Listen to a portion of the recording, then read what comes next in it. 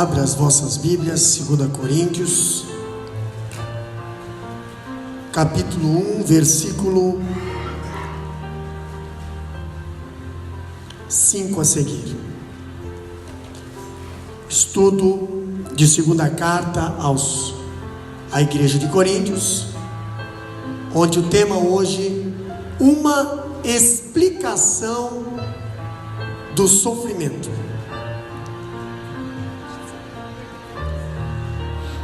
2 Coríntios capítulo 1, versículo 5 a seguir. Porque como as aflições de Cristo são abundantes em nós, assim também a nossa consolação sobeja por meio de Cristo.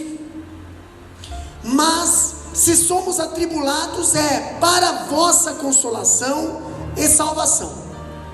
Ou se somos consolados, para vossa consolação a qual se opera suportando com paciência as mesmas aflições que nós também padecemos.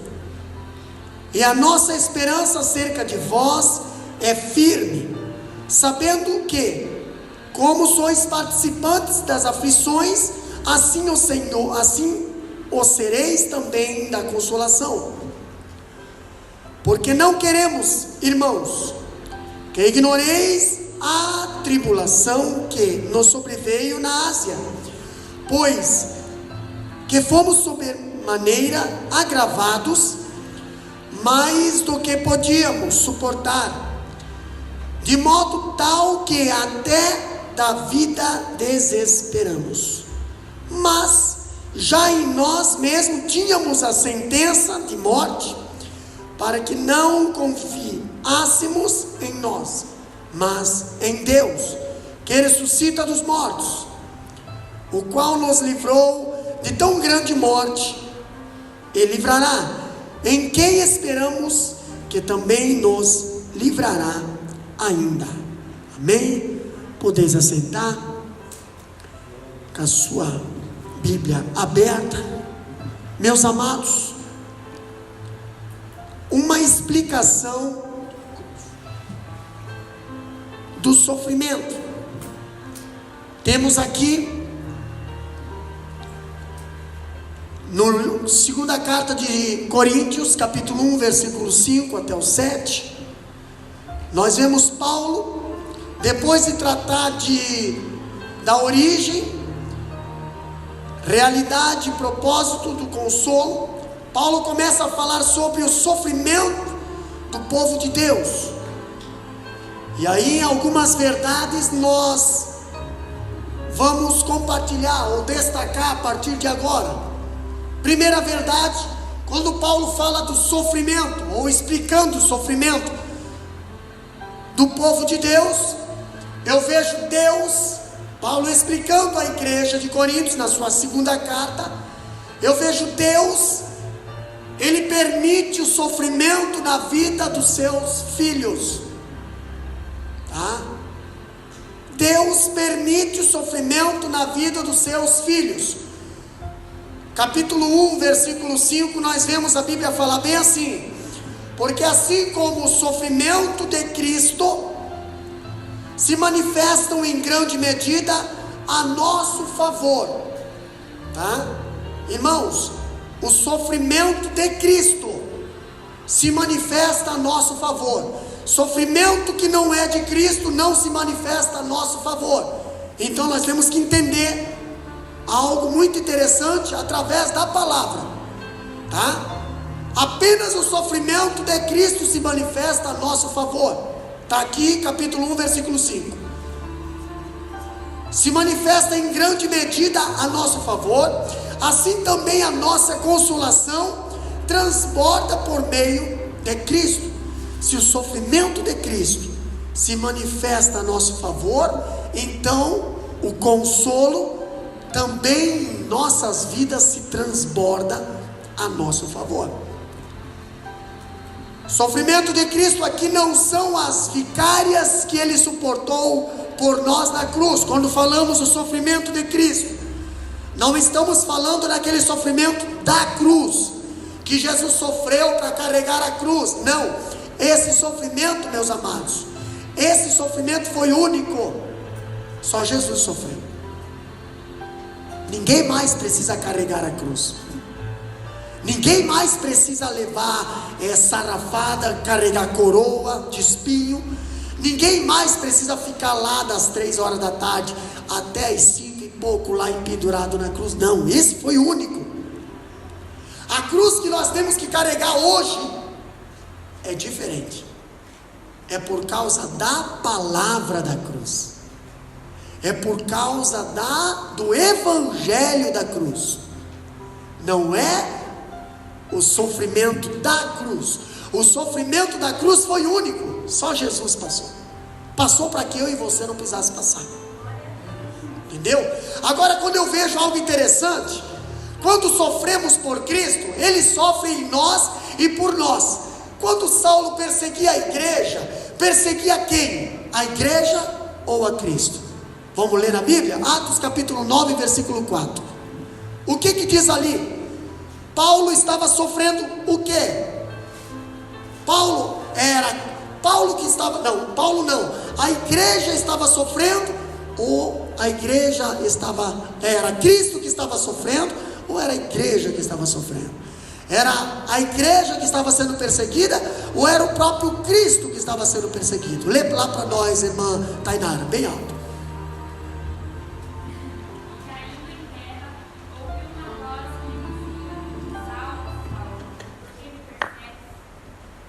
E caindo em terra, olha só que interessante, ouviu uma voz que dizia, o que dizia? Saulo, Saulo, por que tu me persegues? Espera aí, pastor, quem é que estava sofrendo ali? Cristo.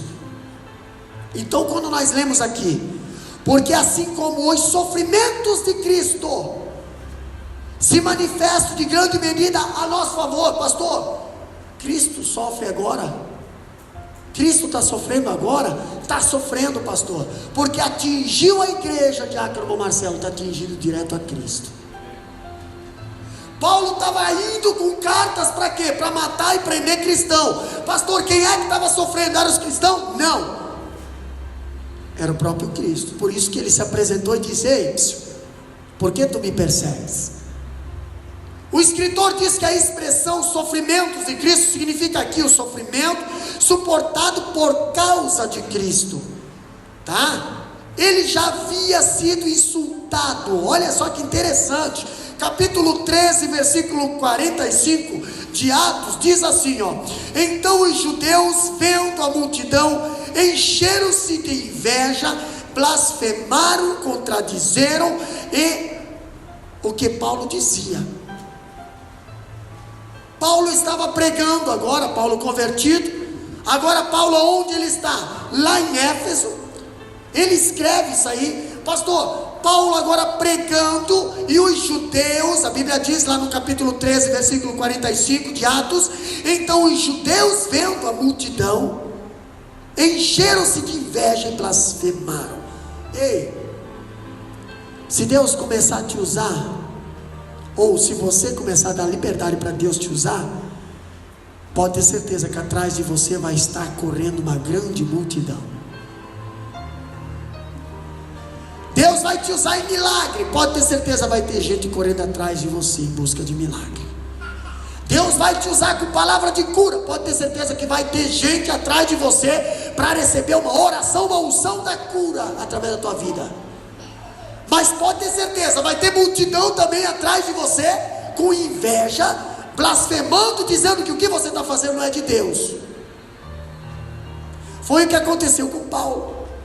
Capítulo 13, versículo 45. Então os judeus, vendo a multidão, encheram-se de inveja e blasfemaram, contradiziam o que Paulo dizia. Paulo estava pregando mentira? Não. Mas tinha alguém na multidão, ou tinha uma grande multidão, como diz a Bíblia aqui, que estava contradizendo o que Paulo estava pregando, que estava contradizendo, blasfemando, dizendo: isso que ele está falando não é de Deus, é do homem. Pastor, naquele tempo? Não, nos nossos tempos também existe. O que mais a gente tem contra aqui? Olha aqui que interessante. Paulo já havia suportado muitas provações, sofrimento por causa de Cristo, e ele já havia sido insultado. Capítulo 13, versículo 45. Tinha sido objeto de complô, assassinos. Capítulo 14, versículo 5. Lê lá para nós, de Atos. Complô de assassinos. O que é isso, pastor?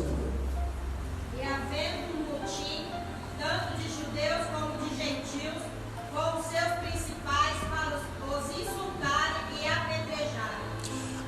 Havendo motim. O que é motim? Motim é você fazer uma reuniãozinha, você fazer alguma coisinha lá por fora, lá por as escondidas, nas secretas, nas escuras, e dizer bem assim, ó: vamos apedrejar o irmão Fábio. Você está comigo? Estamos juntos? Dá para fazer motim entre crentes? Mas é isso aí. Tem que ter coragem para dizer não, filho. Independente de quem vier te perguntar. Tem que ter coragem. Pastor, judeu e gentil. Judeu conhecia a lei. Judeu conhecia a Torá, 5 livros da lei. Pastor, pois fazem. Meu Deus, não vou nem entrar em detalhe. Tinha sido apedrejado, capítulo 14, versículo 19 e 20. Lê lá para nós. 14 de Atos, versículo 19 e versículo 20. Bem alto. Os judeus de Antioquia e de Icônio, que, possuindo a multidão, apedrejaram Paulo e arrastaram para fora da cidade, pensando que estivesse morto. Olha só que interessante. Rodeando os discípulos, ele se levantou e entrou na cidade. No dia seguinte saiu com Barnabé para Derbe. Olha aqui, ó, sobreviveram, porém, os judeus de Antioquia e de Icônio, que tendo convencido a multidão, não se deixe se convencer por pessoas que só atacam pedras. Entendeu? Não se deixe se convencer, pastor. Se aparecer alguém nos meus ouvidos atirando pedra em alguém, não te deixe convencer. Você sabe o quanto dói uma pedrada? Vamos ver depois. Nós vamos ver com o apóstolo Paulo aqui. Olha só que interessante. Estava claro para Paulo que Deus não nos livra do sofrimento, mas no sofrimento. Aí alguém pergunta, pastor, por que eu estou sofrendo tanto? Pastor, por quê? Deus livra nós no sofrimento. Deus livra nós no sofrimento. Outra coisa que Deus faz, Deus não nos poupa dos problemas, mas nos problemas. Deus não tem dó de deixar assim, vai lá meu filho, vai lá para dentro da fornalha. Deus não tem dó de mandar não. Vai para o deserto, não tem dó para mandar não. Sabe por quê? Porque na fornalha o quarto homem está lá contigo.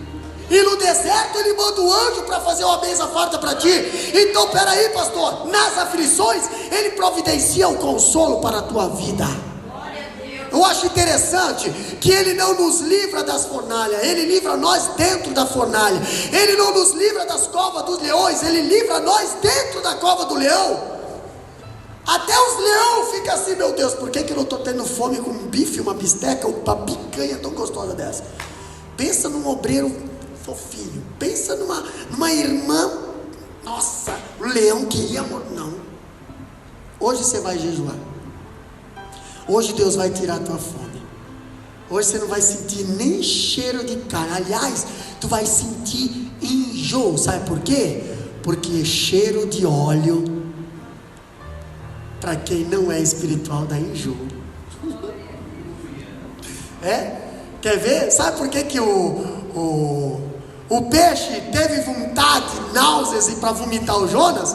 Porque até ali ele cheirava carne. Quando ele começou a adorar a Deus, ele começou a cheirar óleo, começou a ter gosto de óleo. E, Satanás não gosta de ficar perto de uma pessoa que está cheia do Espírito Santo, está banhada no óleo. Pastor, olha que interessante, o escritor diz que à medida que aumenta o sofrimento, também aumenta o sofrimento da graça. O verbo transbordar lembra a enchente de um rio. Capítulo 4, versículo 6 de Tiago diz bem assim, ó: antes ele dá maior graça. Deus tem graça abundante e suficiente para todas as nossas necessidades. O escritor diz que o sofrimento que o cristão suporta por Cristo são numerosos, porém o consolo que é dado a eles por meio de Cristo excede toda espécie de agonia, até aquela agonia da morte. Pastor, até a agonia da morte? Até a agonia da morte. Eu tenho dentro da minha família uma pessoa que estava sentindo a agonia da morte e estava glorificando a Deus. Esse ano eu perdi uma pessoa que lá no hospital, ela voltou, falou com a filha e depois os últimos suspiros foi: glória a Deus, glória a Deus, glória a Deus. Você vai chorar com uma morte dessa? Não, você vai agradecer a Deus. Outra coisa interessante: os sofrimentos na vida do cristão não são acidentais. Sofrimento na vida de Jó não era acidental, era proposital. Entendeu? Então cuidado quando você reclama do teu sofrimento. Entendeu? Cuidado. Por quê, pastor? Porque muitas das vezes é permissão de Deus para nos moldar, para nos capacitar, para nos estruturar, e nós não estamos com os olhos abertos para essa situação. A gente está olhando o exército dos sírios, e nós temos que orar para Deus abrir nossos olhos para olhar o exército de Deus. Temos que olhar o sofrimento como preparação e capacitação de Deus. Sabe por quê? Que sofremos exatamente porque pertencemos a Cristo. Estamos assim preenchendo o que resta dos sofrimentos de Cristo. Pastor, Cristo sofreu tudo? Não, Ele deixou alguma coisa para nós sofrer. Ele deixou um restinho de sofrimento para que nós acabássemos de sofrer. Está na Bíblia isso, pastor? Está lá. Abre lá em Colossenses 1:24. O que diz lá? Colossenses capítulo 1, versículo 24. Nós vamos ver que Jesus deixou um pouquinho de sofrimento dele para nós. Não deixou tudo. O bruto ele passou, o pesado ele passou, mas ele não sofreu tudo não. Eu vou deixar um pouquinho de sofrimento do meu povo também, para ele sentir o quanto é morrer por alguém. O que diz lá? Colossenses capítulo 1, versículo 24. Regozijo-me agora no que padeço por vós, e na minha carne cumpro o resto das aflições de Cristo. Espera aí, o que a irmã disse no finalzinho a essa última frase? Na minha carne. Na minha carne, cooperador e Mosbir, eu cumpro o resto das aflições de Cristo. O resto que sobrou, coisa pouca, mas sobrou. E essa parte é para nós. Essa parte é nossa. Pastor, tem aquele ditado que diz assim, ó: o que é para nós fazer, Deus não vai fazer por nós. Olha só que interessante. Segundo ponto, nós vemos que o nosso sofrimento produz consolo, salvação para os outros. Irmão, por que eu estou passando por isso? Lá na frente você vai entender, quando uma outra pessoa que está passando a mesma coisa, ou que você passou, vai chegar perto de você, e você vai ter o quê? Vai ter algo para passar para essa pessoa. Capítulo 1, versículo 6 de 2 Coríntios, o que diz lá? Capítulo 1, versículo 6. Mas se somos atribulados, é para a vossa consolação e salvação. Ou se somos consolados, é para a vossa consolação, a qual se opera, suportando com paciência as mesmas aflições que também padecemos. Mas se somos atribulados, é para vosso conforto e salvação. As provações que sofremos por Cristo e pelo seu evangelho abrem portas de salvação para outras pessoas. Primeiro, pastor, olha só que interessante. As cadeias e tribulações de Paulo pavimentaram o caminho para a evangelização dos povos. Inclusive nossas vidas hoje está sendo ensinada através de experiências que ele passou. E olha só que interessante, a prisão, a tortura, a morte de milhares de cristãos durante os anos atrozes da perseguição romana robusteceram a igreja. O evangelho penetrou em todos os corredores do império, mas alguém precisou passar pela prisão, alguém precisou passar pela morte, alguém precisou passar pela cruz. Por quê, pastor? Para que alguém fosse salvo. Olha que interessante, quando vemos aqui, o sangue dos mártires é a sementeira do evangelho. O comunista lá da China, chamado Mao Tse-tung, com truculência assassina, matou 60 milhões de chineses no passado, por causa do cristianismo. Pastor, tentou acabar com a igreja? Só tentou. Ele queria banir os cristãos da China. Hoje, esse camarada comunista está morto. Pastor, e o cristianismo na China? Estima-se que existe cerca de 200 milhões de crentes na China. Não adianta matar. Hitler queria matar, não adiantou. Os romanos queriam matar, não adiantou. Quanto mais você persegue a igreja, mais a igreja cresce. Quanto mais você prejudica o crente, mais ele cria imunidade, mais ele cria resistência.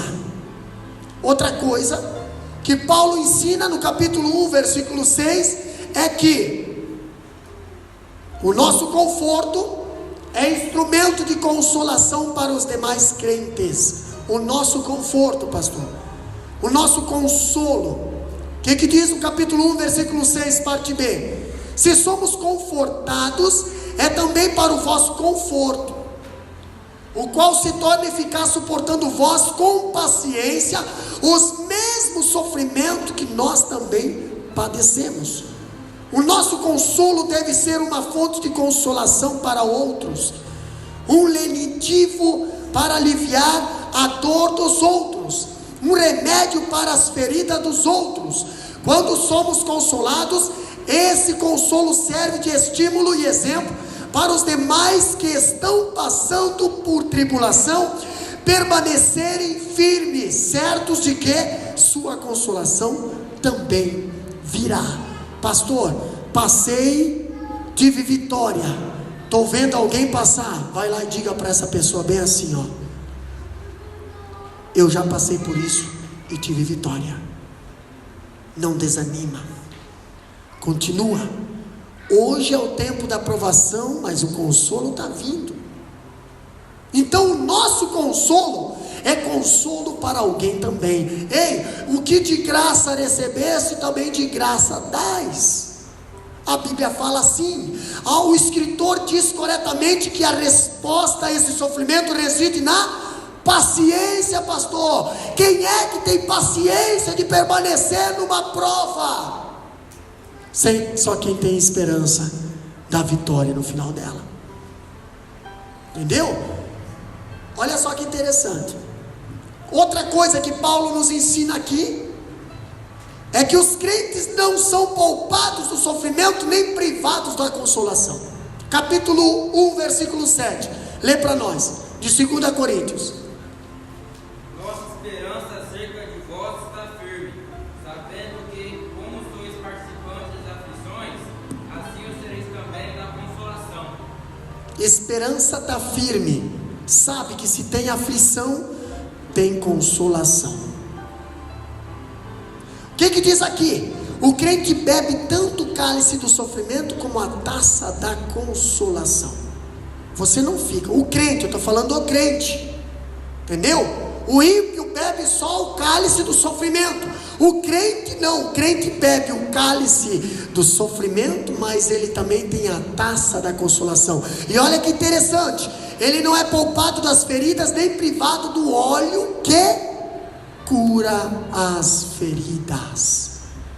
O óleo, o bálsamo de Gileade, pastor, nós temos algo tão interessante, que se cristão não é ser poupado das provas, dos vales, desertos, fornalhas, covas dos leões, mas ser cristão é confortado nessas provas. Outra coisa que nós vemos interessante, falando do apóstolo Paulo, escrevendo para a igreja de Coríntios, na segunda carta, olha que interessante, Paulo agora, ele vai explicar a respeito de uma provação desesperadora, capítulo 2, versículo 8 a 10, lá nós temos algo interessante.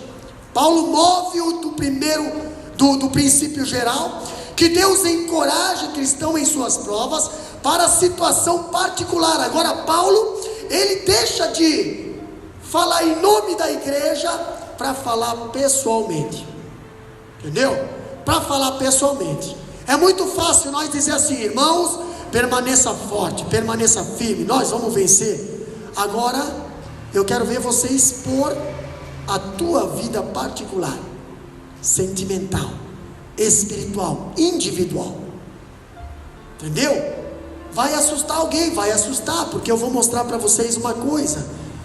Ele abre espaço para contar à igreja uma dolorosa e dramática experiência vivida na cidade aonde, pastor? Na cidade de Éfeso. Pastor, Paulo, na primeira viagem, ele fez esse roteiro aqui, ó, só. Na segunda viagem, ele fez esse roteiro aqui, ó, aonde as flechinhas estão aparecendo. Paulo passa por Éfeso quando estava voltando para Jerusalém, na sua segunda viagem. Se você olhar no mapa atrás da Bíblia, você vai ver esse mapa aí. E eu acho interessante que o escritor diz que o mais extraordinário acerca da passagem é que não temos nenhuma informação acerca da terrível experiência que Paulo atravessou na cidade de Éfeso, mas a Bíblia conta alguma coisa. Mas o que ele passou só dá detalhes, e nós vamos entender algo. Olha só que interessante. Parou na cidade de Éfeso. Aqui, nessa pequena passagem que Paulo dá na cidade de Éfeso, nós vamos compartilhar algo interessante aqui agora. Os crentes mais consagrados, meus amados, os crentes mais consagrados são sujeitos às provas mais desesperadoras. Os crentes mais consagrados, quando eu digo mais consagrados, é aqueles que mais se dobram, é aqueles que mais oram, jejuam, se consagram, se preparam, se esforçam, se sacrificam. Esses são os que mais estão sujeitos a provas desesperadoras. Pastor, então quem não se consagra não sofre pelo amor a Cristo. Sofre por causa da carne. Não sofre por causa do evangelho. Sofre por causa das suas atitudes mesmo, por causa da sua incredulidade. Mas agora nós estamos falando de crentes e não de incrédulos. Pastor, algo interessante fala no capítulo 1, versículo 8. Lê para nós ali. Porque não queremos, irmãos, que ignoreis a tribulação que nos sobreveio na Ásia, pois que fomos sobremaneira agravados, mais do que podíamos suportar, de modo tal que até da vida desesperamos. Olha só que interessante, agora está falando do apóstolo Paulo, pode deixar, está falando do apóstolo Paulo, um apóstolo líder, abridor de igreja, que está falando que o peso foi tão forte na vida dele, que ele estava até desistindo da vida. Ele estava chegando na situação que Elias chegou, só que Elias chegou porque estava meio egoísta, né? Achava que ele era o último lá, né? Agora Paulo não, Paulo passou por Éfeso, o negócio apertou contra a vida dele, a perseguição apertou contra a vida dele, que ele chegou a, tipo assim, não tem para onde mais, não tem mais para onde olhar, não tem mais para onde recolher. Então Deus me leva, porque daqui eu não vou passar, e vocês vão entender um pouquinho. Vocês vão entender. Olha só que interessante, Paulo não descreve o fato mas declara como se sentiu depois de ter passado por esse terremoto existencial. Ele estava num beco sem saída. Paulo, estou falando de Paulo, que escreveu 13 cartas para nós hoje, entendeu? Ele estava em completo desespero. Você não chegou no desespero ainda? Não passamos por desespero ainda. E muitas das vezes o desespero que a gente faz é cena. Por quê, pastor? Porque se você vai entender o que Paulo passou, você vai dizer: eu estou bem, pastor, eu estou tranquilo ainda, pastor, não sofri nada ainda, pastor. Olha só que interessante. O escritor diz que Paulo usa esse texto, uma metáfora representando uma pessoa espremida debaixo de um peso esmagador, ou um navio que está afundando por causa do excesso do peso. Entendeu? Você sabe, quando você coloca muito peso no navio, ele vai afundar, ele não vai conseguir suportar o peso. Assim Paulo estava falando quando ele diz que o peso foi acima das próprias forças, a ponto de desesperarmos até da própria vida. O que Paulo estava pensando? Vou morrer. O peso que está em cima de mim está me esmagando, tá? Outra coisa, obviamente Paulo não mede a sua força em conexão com a ajuda de Deus, mas de acordo com o próprio sentimento de sua habilidade. Paulo sabe que Deus é onipotente e pode tirar nós lá de dentro da sepultura, mas Paulo está olhando para ele carne. Ele está dizendo que o peso, a perseguição está sendo maior do que a sua própria força. E nós vamos entender algo interessante. Em Éfeso, ele enfrentou severa oposição, tanto dos judeus quanto dos idólatras. Sua passagem por Éfeso revolucionou a cidade e trouxe grandes abalos para a estrutura espiritual da cidade. O culto a deusa Diana ficou seriamente abalado depois da entrada ou da estada de Paulo na capital da Ásia Menor. Possivelmente nós vemos que Paulo foi vítima de uma orquestração mortífera, tanto dos judeus como dos gentios. Está lá em Atos capítulo 20, versículo 19. Abre lá e lê para nós. Atos capítulo 20, versículo 19.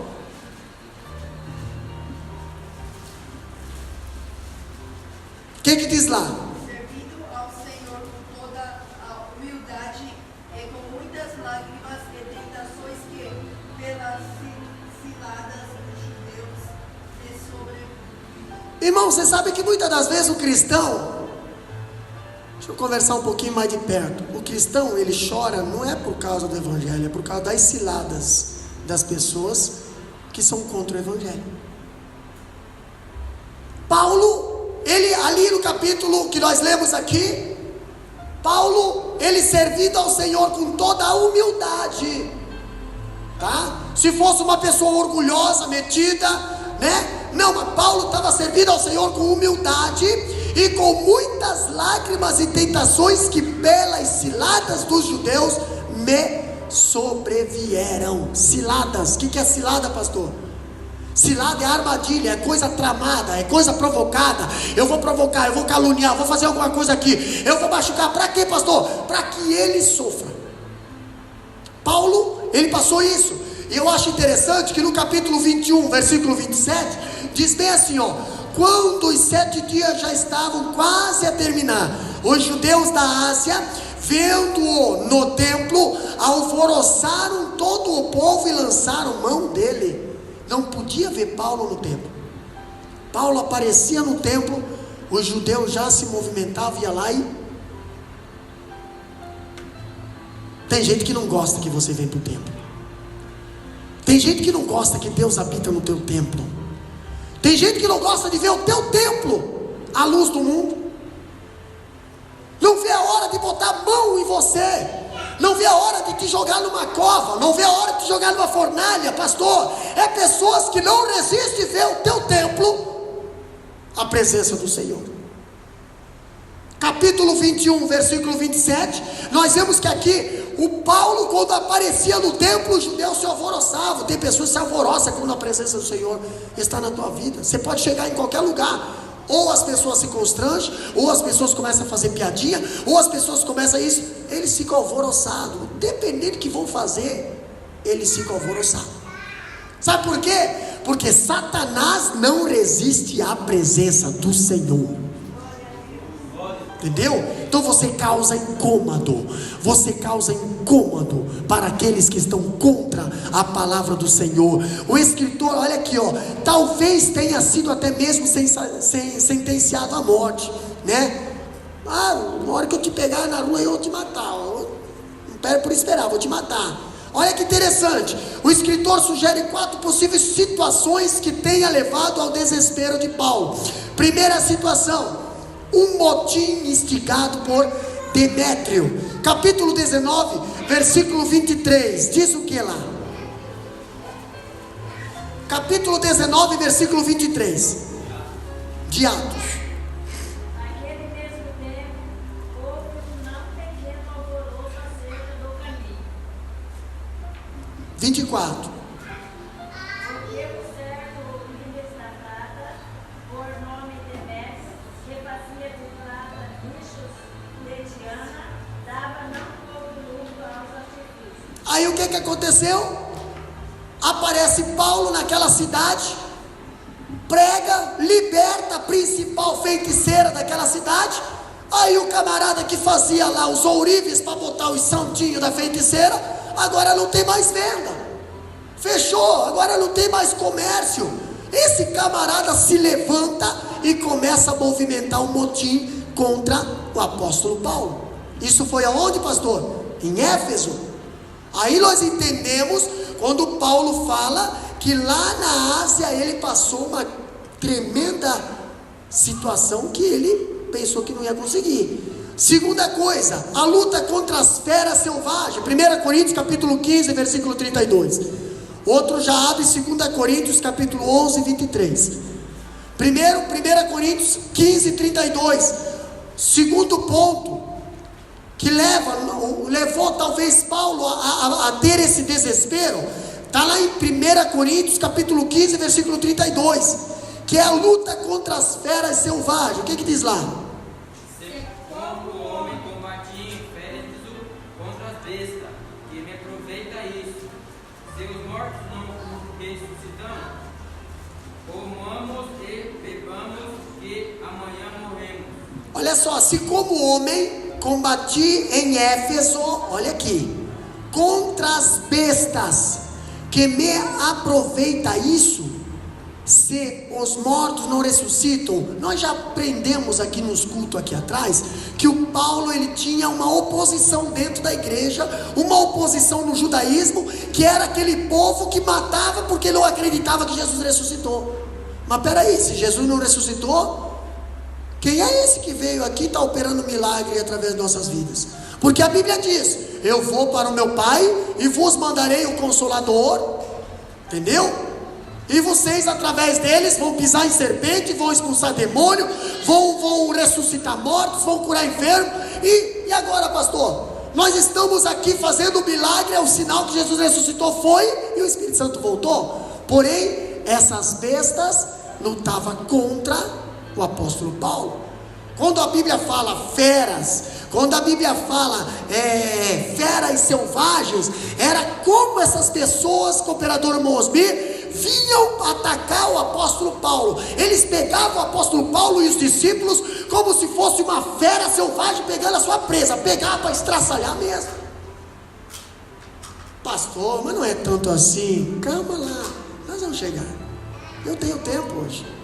Olha só que interessante. Terceiro ponto do desespero do apóstolo Paulo: o aprisionamento por autoridades romanas. 2 Coríntios 11, 23. Lê lá, bem alto. 2 Coríntios 11, 23. São ministros de Cristo, Paulo como fora de mim, eu ainda mais em trabalhos, muito mais em ações, muito mais do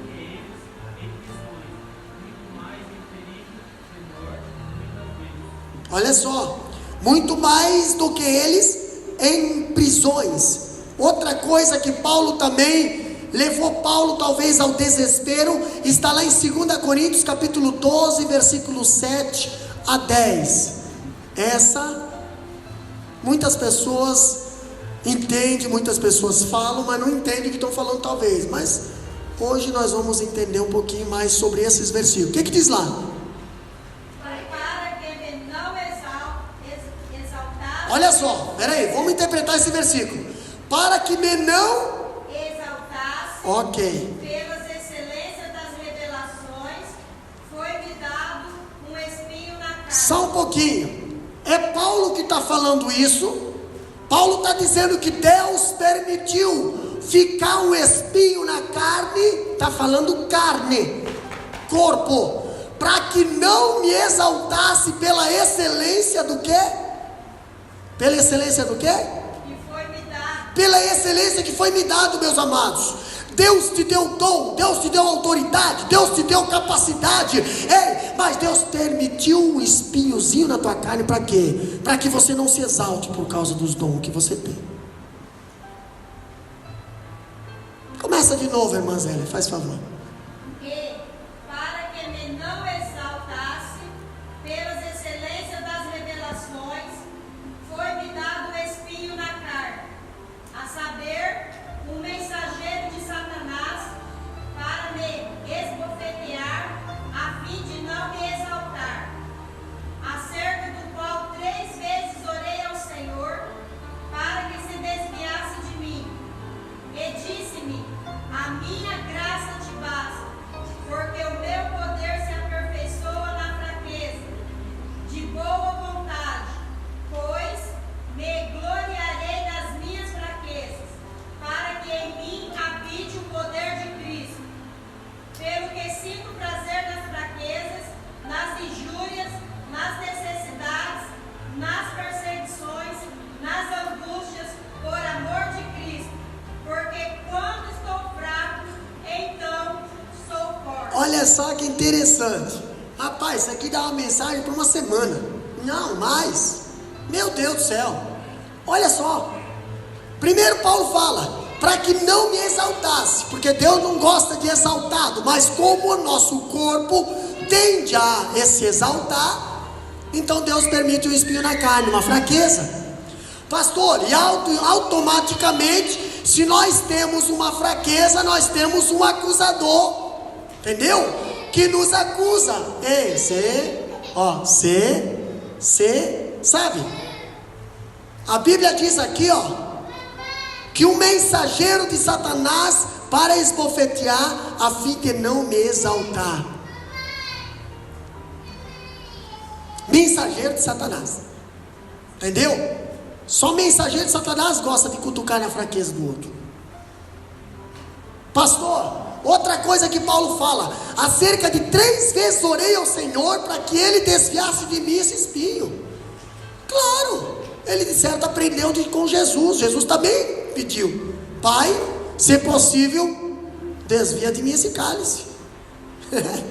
Só que é interessante que Jesus não era exaltado e não tinha pecado. Nós somos pecadores e precisamos muitas das vezes que Deus nos abate porque a gente quer se exaltar.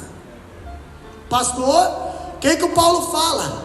Ele disse-me, olha o que Deus disse: a minha graça te basta. Tu não precisa que o espinho seja tirado da tua carne, tu só precisa da minha graça. Para fazer o que, pastor? Para amenizar a dor do espinho, para amenizar a dor do tapa do inimigo, para amenizar. É o bálsamo que tu precisa. Tu não precisa do corpo perfeito, tu não precisa de nada, tu precisa da minha graça. E Deus fala: a minha graça te basta, porque o meu poder se aperfeiçoa na tua fraqueza. Aí você pergunta: pastor, até quando? Né? Até quando? Até quando?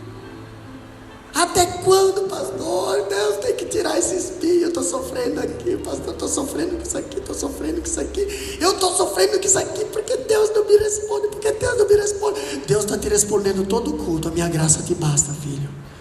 A minha graça te basta, a minha graça te basta, a minha graça te basta. Ei, o meu poder se aperfeiçoa na fraqueza, o meu poder se aperfeiçoa. Pastor, e olha só o que Paulo continua dizendo.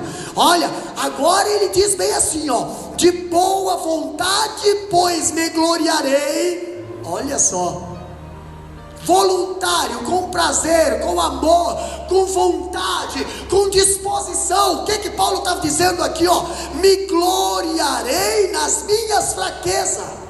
Irmão, você acha que o mundo tem prazer de se gloriar numa fraqueza? Claro que não. Entendeu? Você vai perguntar para um mundano lá fora, tá tudo bem, oxi, tá atolado até o pescoço, mas tá. Você vai perguntar para um cristão, tá tudo bem? Pai, a misericórdia do Senhor me sustenta todos os dias. Estamos passando a prova, estamos aí, glória a Deus, estamos aí. Mas você está passando porque fica, você está doente, está endividado, está com problema lá, está com problema na família, está com alguém lá. Está tudo bem, glória a Deus, vai tudo bem. Nem o Geazi não entendeu a resposta da Sunamita. Não entendeu a resposta. Por quê? Porque o camarada só tinha o olho aqui, ó. A Sunamita estava com o olho lá, ó. Quando ela chegou no profeta, ela disse bem assim, ó: eu tenho crédito, entendeu? Por algum acaso eu fiz alguma coisa de errado para você prometeu um filho e agora esse filho eu perder? O meu marido não é tão cristão, mas eu sou, eu creio. E agora? Está lá no teu quarto. Eu creio. Não levei para sepultura não. Meu filho não, ele está morto, mas vai ressuscitar. Eu botei na cama do profeta, porque eu sei que a palavra que o profeta pega é uma palavra viva, vai ressuscitar. E corre para casa, porque eu tenho pressa de ver milagre na minha casa. Fez o profeta voltar. O profeta chegou em casa, abriu o quarto, estava lá. Quantas vezes você pega, né? E leva para outro lugar. Quantas vezes você pega e toma outras decisões? Ei, pastor, está na hora de botar na cama. Onde é que Deus... Pastor, quem foi que construiu aquele quarto? Quem foi que colocou aquela cama lá? Quem foi que colocou aquela mesa, aquele lampião? Quem foi? Foi ela. Pastor, para beneficiar o profeta? Não, para beneficiar o trabalho que o profeta estava fazendo. Então presta atenção, se você tem crédito, você está fazendo algo para o Senhor, não esqueça que quando você precisa, vai lá onde é que você tem plantado e diz: Deus, aqui está a cama que eu investi, aqui está a mesa que eu investi, aqui está o lampião que eu investi, mas aqui está o meu problema que eu preciso que tu resolva.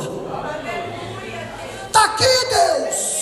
O meu problema está aqui, ó. Está aqui, Deus. Você pode fazer isso aqui, ó. Você pode fazer isso aqui, ó. Deus, está aqui a cama, está aqui o lampião, está aqui, eu quero milagre. E mandará bagaçurianta. Quem não tem prova não consegue pegar milagre. Agora quem tem, só pedir. A Bíblia diz: fazer prova de mim. Aquela mulher fez isso.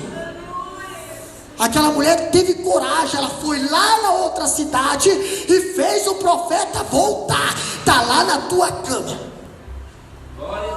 Te vira. Traz o teu problema para dentro da casa do Senhor, para você ver o milagre que vai acontecer. Não leva o teu problema para outro lugar, não. Leva o teu problema lá para o círculo de oração. Leva o teu problema lá para o grupo Shekinah. Leva o teu problema aqui para os pés do Senhor. Tu vai ver milagres na tua vida. Oh, Espírito Santo de Deus.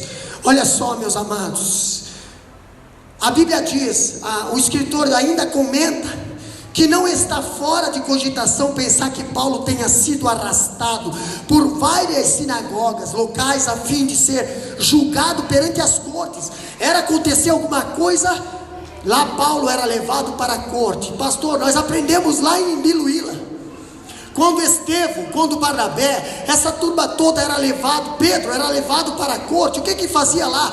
Eles não conseguiam achar culpa na vida deles. Então o que eles faziam? Ficavam lá julgando, interrogando, ameaçando. E aí o que eles faziam? liberava, só que para liberar tinha uma penazinha pequenininha. O que tinha lá para fazer? Vamos lá, capítulo 11, versículo 24. O que diz lá? 2 Coríntios, capítulo 11, versículo 24. Recebi dos judeus 5 quarentenas de açoites, menos 5 quarentenas de açoite. Passou tudo uma vez? Não. Mas isso dá uma prova que Paulo só lá em Éfeso passou por 5 sinagogas, 5 sinédrio, 5 julgamentos, 5 constrangimentos diante do sinédrio, 5 acusação, e toda vez eles não conseguiam arrumar em nada, não conseguiam acusar em nada, liberavam, mas tinha que dar umas pancadinhas. Vamos lá, primeira vez, vem cá, pá, tá. Acusou, Paulo, não deu nada, dá umas açoitadas aí e libera o homem, pronto, lá vai, deu uma açoitada e deu uma liberada. Daqui a pouco pegaram Paulo pregando de novo, trabe, sinédrio, aqui, vamos acusar, vamos interrogar, vamos ameaçar, vamos fazer ele, não deu em nada, porque o homem de Deus, a mulher de Deus, ela é corajosa, ela não se entrega. Então o que deu? Temos que liberar o homem, então dá umas pancadinhas nele aí de novo, dá mais uma quarentena aí menos 1, dá mais uma quarentena aí menos 1, dá mais uma quarentena aí menos 1, e o Paulo fala aqui no capítulo 11, versículo 24, que ele passou por 5 quarentenas de açoites. Essas suras podiam ser perigosas quando administradas com severidade, especialmente se fossem repetidas num curto espaço. Irmãos, se levar uma pancada é uma, levar 40 ou 39, agora seguidamente. Outra coisa que a Bíblia diz ainda, que além disso, autoridades romanas fustigavam Paulo 3 vezes com vara. Capítulo 11, versículo 25, o que diz lá? 3 vezes fui açoitado com varas, uma vez fui apedrejado, 3 vezes sofri naufrágio, uma noite e um dia passei no abismo. Interessante que Lucas registra somente as chicotadas de Paulo e Silas receberam lá em Filipe, no Atos capítulo 16, versículo 22. Não importa, porém, o fato tenha acontecido ao apóstolo, é certo que a sua natureza levou a desesperar-se da própria vida. Quantas vezes ele levou chicotada? Quantas vezes ele levou chicotada? 3 vezes fui açoitado com varas. Ô irmão, o que é ser açoitado com vara? O que é apanhar de vara? Vara não é varinha, vara é pau. O que é? Quantas vezes ele foi apedrejado? Uma vez fui apedrejado. Apedrejar, você sabe o que é apanhar de vara? Você sabe o que é apanhar de sarrafo? Você já levou uma dessa no lombo? Alguém já bateu em vocês alguma vez na vida? Com um pedaço de pau? Talvez porque foi feito arte, talvez porque brigou. Mas Paulo, quantas vezes ele apanhou?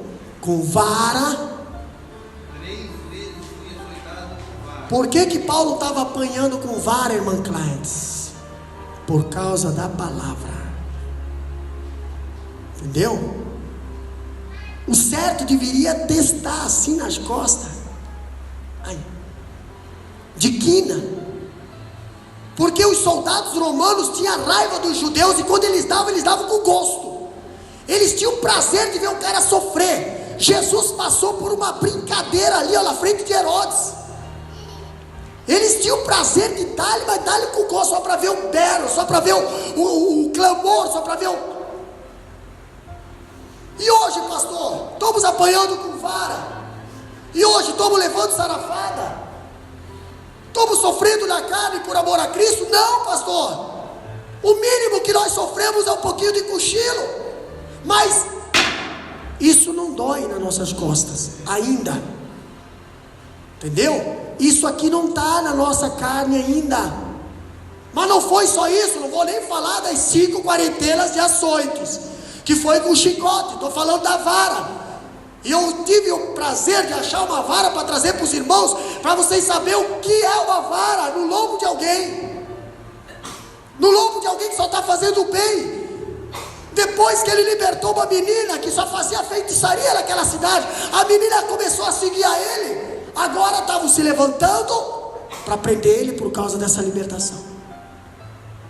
O que mais que aconteceu com a vida de Paulo? 3 vezes sofri naufrágio. Aham. Uma noite e um dia passei no abismo. Aham. Em viagens, muitas vezes, em perigo de rios, em perigos de salteadores, em perigos da minha nação, em perigos dos gentios, em perigos da cidade, em perigos no deserto, em perigos no mar, em perigo entre os falsos irmãos, em trabalhos de fadiga, em vigílias, muitas vezes em fome e sede. Capítulo 11, só o versículo 25, tem mais uma coisa que nós temos que passar ali. 11, 25, lê para nós ali. 3 vezes fui açoitado com vara. Com vara, você já sabe o que é ser açoitado com vara agora. Uma vez fui apedrejado. Irmãos, você sabe o que é uma pedra? Você sabe o que é uma pedra? Hã? Sabe o que é uma pedra? Agora você sabe o que é uma pedra na tua vida? Você sabe o que é alguém te atacar uma pedra, irmão Marcelo? Sem saber onde é que vai pegar? Ele foi apedrejado, não foi só uma pedra, irmã Tainara. Foi muitas pessoas com muitas pedras. Todas elas querendo mirar num lugar talvez que doesse mais. Entendeu? Pedra, eu queria deixar uma pedra. Não sei se foi grande ou pequena, tinha que ser uma pedra que consiga jogar, né? Consiga acertar. Dói uma pedrada. Estou falando de pedra carnal. Estou falando de pedra carnal. Dói. Agora vou falar da pedra espiritual, que hoje muitas das vezes nós já tiramos achando que não vai machucar, mas machuca. Pedras, palavras, que muitas das vezes a gente acha que vai falar, não, eu quero falar para ver que estou falando, eu não quero saber, eu vou mandar uma mensagem subliminar, ela vai entender. Pois é, mas essa pedra machuca. Não machuca em você que atirou, machuca em quem recebeu. Essa pedra machuca. E Paulo sabia receber as pedradas. Paulo sabia receber as pedradas. Pastor,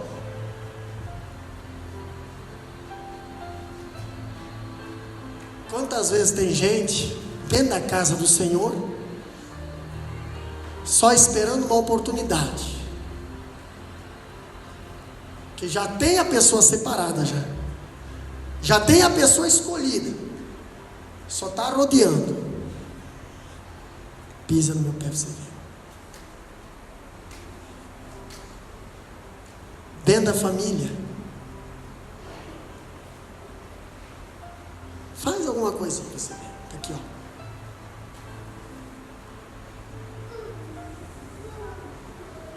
Paulo também passou por isso. E o que eu acho interessante foi que ele chegou ao desespero. Um homem de Deus, usado por Deus, a sabedoria de Deus, a resistência de Deus, com espinho na carne. A Bíblia diz que ele era esbofeteado por causa de coisas do passado. Entendeu? Quem sabe Paulo chegava na igreja, eu vou só simular alguma coisa, fazer um exemplo.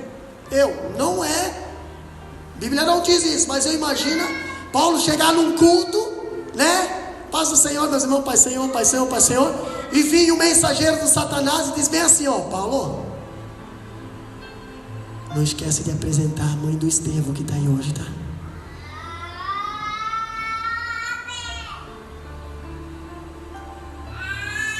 Quem foi Estevão? Quem foi Estevão? O que Paulo mandou matar. E aí vem um mensageiro e diz bem assim, ó: sabe quem está aí? A mãe do Estevão, aquela que tu matou. Ah, sabe o Estevão? Aquele que tu mandou matar? Apresenta aí. E agora? Você vai ter que pregar ainda. É culto da família. Tu vai ter que pregar e a mãe do Estevão está aí. Pastor, e aí, pastor? Eu não sei se era esse o espinho, mas eu posso conjecturar o que quiser. Por quê, pastor? Porque encaixa no sofrimento de um espinho na carne, não tem como eu tirar. Eu tenho que aceitar. Eu tenho que pregar sobre família, mesmo sabendo que alguém está cutucando aqui, ó. Tu matou Estevão, né? Como é que tu pode pregar sobre isso se tu está sofrendo isso lá na tua casa? Mensageiro de Satanás só vai fazer isso. Mensageiro de Satanás só sabe botar defeito no que você está fazendo, quando você está fazendo na obra do Senhor. Paulo sofria na pele essas pedradas, irmã Elia. Sofria na pele, irmã Zélia. Sofria na pele, diácono Dione. Sofria, por quê? Porque o mensageiro do Satanás ia lá e cutucava e fazia doer aquilo que já deveria ter deixado para trás. Não, ele vai lá e o espinho na carne, mexe naquela.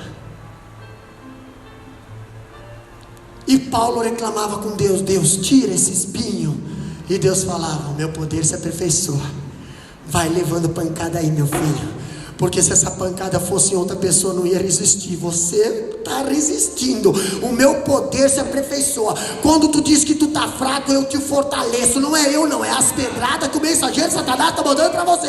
Essas está te fortalecendo, essas está te dando resistência. Agora tu precisa passar por isso para ser forte. E não é qualquer um que passa por isso. E o mensageiro de Satanás muitas das vezes pensa assim: rapaz, agora eu panquei, agora eu desmontei, agora está morto. Os discípulos levam Paulo para fora da cidade, dão quase como morto. Daqui a pouco, como nós lemos aqui, Paulo se levanta e vai para dentro da cidade pregar de novo. Nossa, mas não estava morto, estava morto. Pastor, para nós, quando chegamos ao fim da linha, Deus estende a sua mão para nos socorrer. Olha que interessante, capítulo 1, versículo 9. Capítulo 1, versículo 9. O que diz lá? Mas já em nós mesmos tínhamos a sentença da morte, para que não confiássemos em nós, mas em Deus que ressuscita os mortos. Olha só que interessante, se dependesse de nós, eu estaria morto. Nós já em nós mesmos já tinha sentença de morte. A própria Bíblia diz: porque todos os pecados instituídos estão na glória de Deus. Mas o que ela leu aqui? Olha que interessante. Mas para que não confiemos em nós e sim em Deus. Opa, se nós confiar em Deus, é só tirar a pedra. Se nós confiamos em Deus, é só tirar a pedra. E diz: Deus, agora é tu. E lá vai Deus, fala assim: ó, sai, Lázaro, porque nós confiamos em Deus.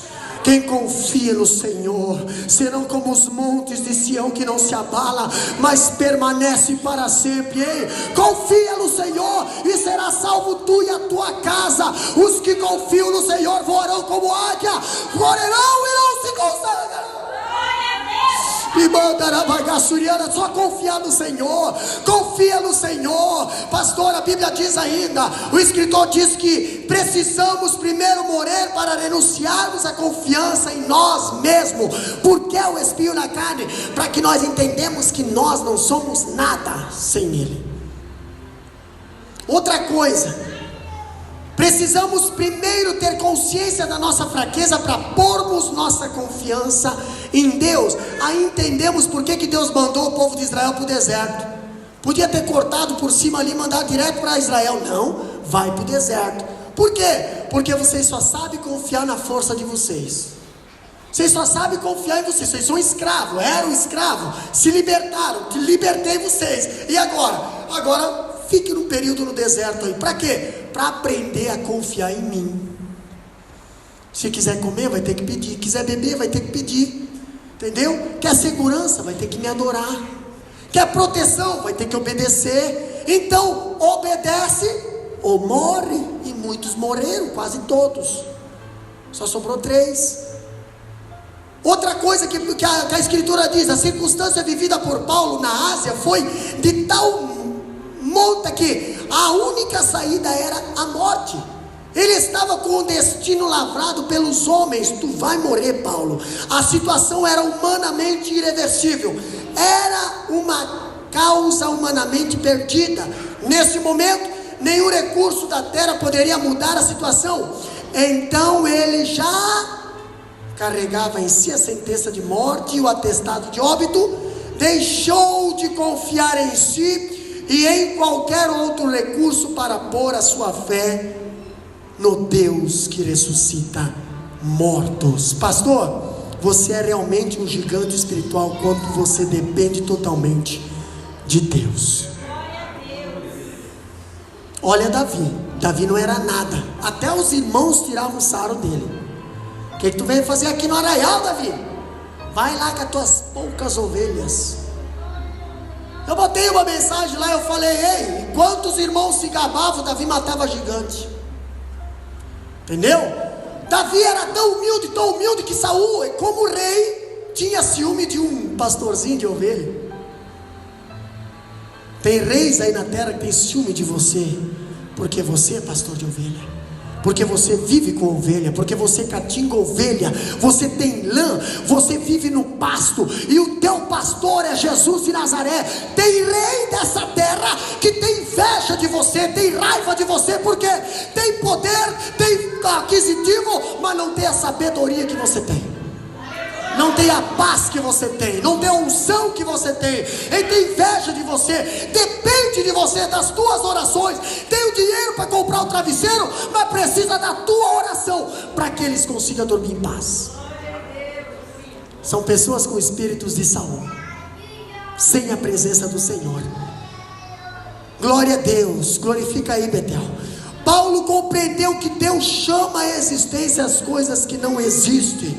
Compreendeu que Deus dá vida aos mortos e que para Ele não há impossível.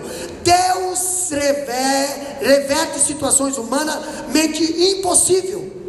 Ele reverteu a situação de Abraão, Ele reverteu a situação de Isaac, Ele reverteu a situação de Davi quando adulterou. Pastor, último parágrafo aqui, nós temos aqui algo interessante. O Deus que agiu ontem continua agindo hoje e vai agir até Ele voltar. Entendeu? O Deus que agiu ontem.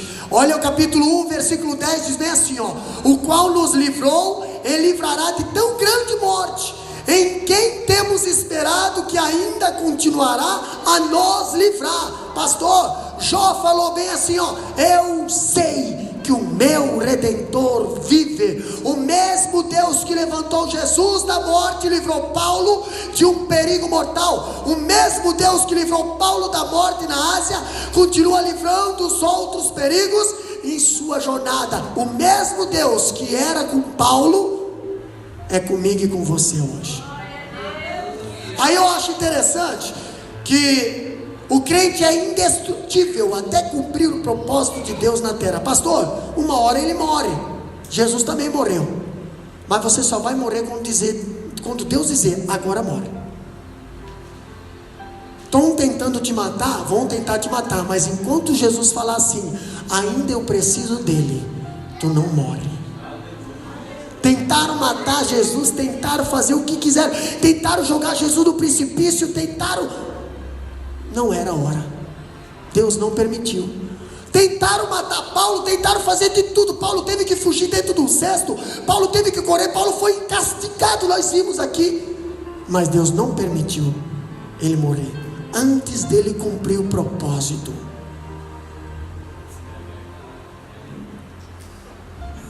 Se você tem algo de Deus na tua vida, entendeu? Porque a aflição é para o justo, a consolação também é para o justo.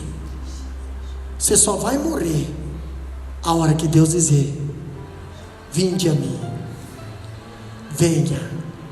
Caso contrário,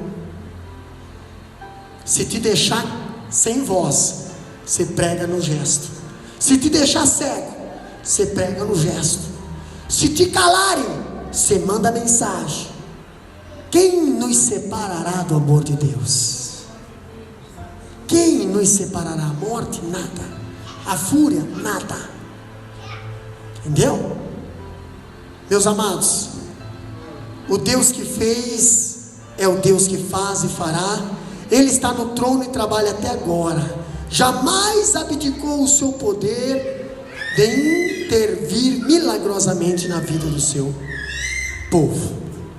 Vamos adorar a Deus? Se coloca de pé, meus amados irmãos. Vamos simular aqui Paulo e Silas na prisão. E na hora que nós estivermos cantando, você está falando com Paulo, você está falando com Silas, e você começa a conversar. Não sei qual é a tua situação. Talvez até agora você estava olhando com os olhos, agora você está olhando com outros. Talvez até agora você estava desfrutando da cama, mas não estava acreditando na cama. Agora começa a botar teu problema na cama e dizer: Deus está aqui. Entendeu? Precisamos parar de reclamar. Precisamos parar de dizer assim: Deus, por quê? Por quê? Por quê? Ei, Deus muitas das vezes está te preparando, te capacitando, e você não está entendendo. Você não está entendendo. Começa a colocar esse ministério em ação a partir de hoje, porque o que Deus está fazendo com a tua vida, se você está sofrendo pelo amor da palavra de Deus, é te capacitar. Não tenha medo da pedrada, não tenha medo da sarafada, não tenha medo de nada.